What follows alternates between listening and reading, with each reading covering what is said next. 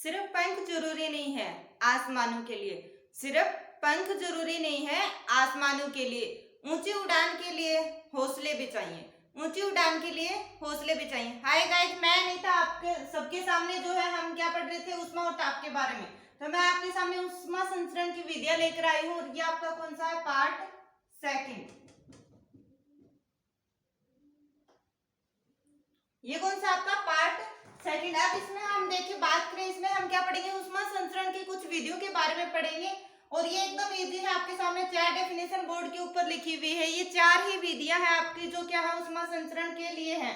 तो इनको एक बार अच्छे से देख लीजिए। सबसे पहले क्या है, चालन, यानी चालन क्या होता है या उष्मा संचरण के लिए चालन विधि क्या है। तो इसकी अगर हम उष्मा संचरण में चालन विधि की बात करें तो देखिए, उष्मा संचरण की ऐसी विधि जिसमें उष्मा उच्च ताप वाले भाग से निम्न ताप वाले भाग की ओर गति करती है तथा वस्तु के कण अपने स्थान को नहीं छोड़ते हैं। मान लीजिए क्या है, जिसमें उष्मा उच्च ताप वाले भाग से क्या करते हैं, निम्न ताप वाले भाग की ओर गति करती है यानी मोशन करती है तथा वस्तु के कण अपने स्थान को नहीं छोड़ते हैं। और जो वस्तु के कण होते हैं वो अपने उसी स्थान के ऊपर रहते हैं, यानी कि उच्च उष्मा से निम्न उष्मा की ओर गमन होगा और जो कण होंगे वस्तु के वो अपने स्थान को नहीं छोड़ेंगे, यानी वो अपने स्थान के ऊपर ही रहेंगे। तो ये आपकी क्या हो गई, चालन विधि हो गई। अब देखिए समन, यानी समन क्या होता है या समन की विधि क्या है। अगर मैं समन की विधि की बात करूं तो इसमें भी देखिए उष्मा संचरण की एक ऐसी विधि जिसमें उष्मा का प्रवाह उच्च ताप वाले स्थान से निम्न ताप वाले स्थान की ओर माध्यम के कणों की सहायता से, इस बार किसकी सहायता से, माध्यम के कणों की सहायता से इस प्रकार होता है कि माध्यम के कण उष्मा ग्रहण करके स्वयं क्या करते हैं, एक स्थान से दूसरे स्थान तक चले जाते हैं। यानी इस बार क्या करेंगे, ये स्वयं एक स्थान से दूसरे स्थान तक जाएंगे, यानी उष्मा का प्रवाह उच्च ताप वाले स्थान से निम्न ताप वाले स्थान की ओर माध्यम के कणों की सहायता से इस प्रकार होता है कि माध्यम के कण उष्मा ग्रहण करके स्वयं एक स्थान से दूसरे स्थान तक क्या करते हैं, चले जाते हैं। नोट लगा के एक बात याद रखना, इसमें द्रव तथा जो गैस है उसमें उष्मा का संचरण की बात की जाए कि द्रव और गैस में उष्मा का संचरण कौन सी विधि से होता, तो याद रखना कौन सी विधि मिलेगी आपको, समवन ऑप्शन में मिलेगी। तो आपको क्या करना है, समवन को ही टिक मार्क करना है।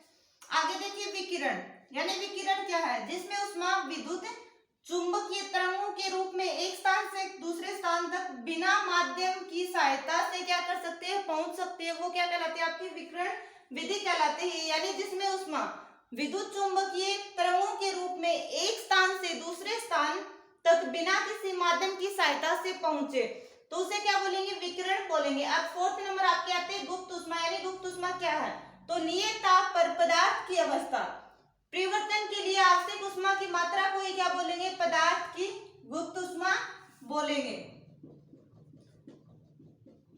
यानी कि हम बोल सकते हैं कि जो नियत ताप है, नियत ताप पर पदार्थ की अवस्था परिवर्तन के लिए आवश्यक उष्मा की मात्रा को क्या बोलेंगे, पदार्थ की गुप्त उष्मा बोलेंगे। अब आता है बर्फ के गलन की गुप्त उष्मा कितनी होती है। अगर आपसे पूछे बर्फ के गलन की गुप्त उष्मा कितनी होती है तो आपको कितनी बतानी है, 80 कैलोरी पर ग्राम। इसी प्रकार अगर वाष्पन की गुप्त उष्मा पूछे तो कितनी बतानी है, 540 कैलोरी पर ग्राम। ये दोनों याद रखना, ऐसे पूछ सकता है आपसे कि बर्फ के गलन की गुप्त उष्मा कितनी है, तो आपको बर्फ के गलन की गुप्त उष्मा कितनी बतानी है, 80 कैलोरी पर ग्राम। और वाष्पन की गुप्त उष्मा पूछे तो 540 कैलोरी पर ग्राम। इस तरह से एक बार वापस से अच्छे से सारे देख लीजिए अच्छे से। सबसे पहले क्या है, चालन।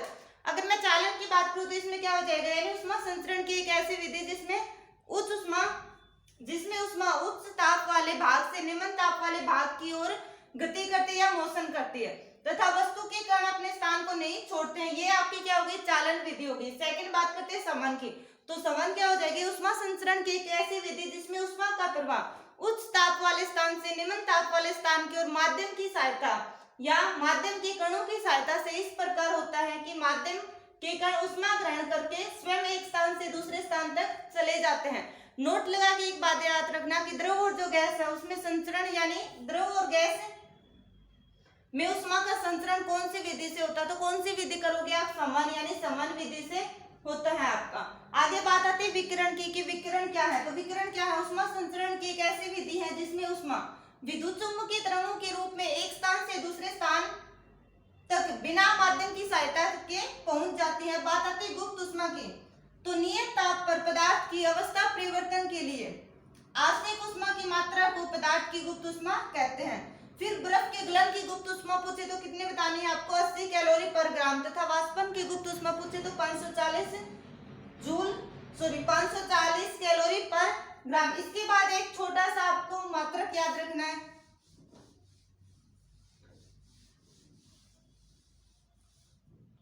यानी मैं बात करूं किसकी, जल की विशिष्ट ऊष्मा, जल की विशिष्ट ऊष्मा।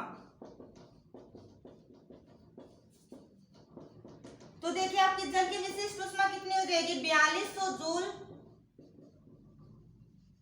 पर केजी। याद रखना ये कितनी है जल की विशिष्ट ऊष्मा, 4200 जूल पर केजी। और इसके जो विशिष्ट ऊष्मा है इसकी मात्रक की बात की जाए तो इसका मात्रक क्या हो जाएगा आपका, जूल पर केजी सेंटीग्रेड, यानी कि जूल पर केजी सेंटीग्रेड आपका क्या हो जाएगा, ये मात्रक हो जाएगा। किसका मात्रक है ये, विशिष्ट ऊष्मा का। यानी जल की विशिष्ट ऊष्मा कितनी होती है उसका मान तो आपको 4200 जूल पर केजी सेंटीग्रेड मिलेगा। और इसके मात्रक की बात की जाए तो जूल पर केजी सेंटीग्रेड आपका इसका मात्रक हो जाएगा। इस प्रकार से आपकी ऊष्मा संचरण की विधियां जो है कंप्लीट हो गई है। इसी में एक छोटा सा टॉपिक और कवर कर लेते हैं। देखिए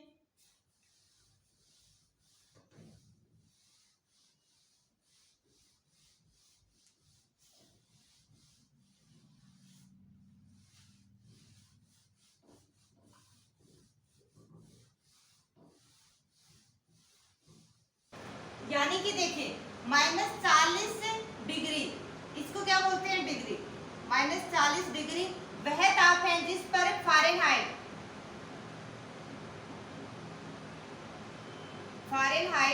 तथा सेल्सियस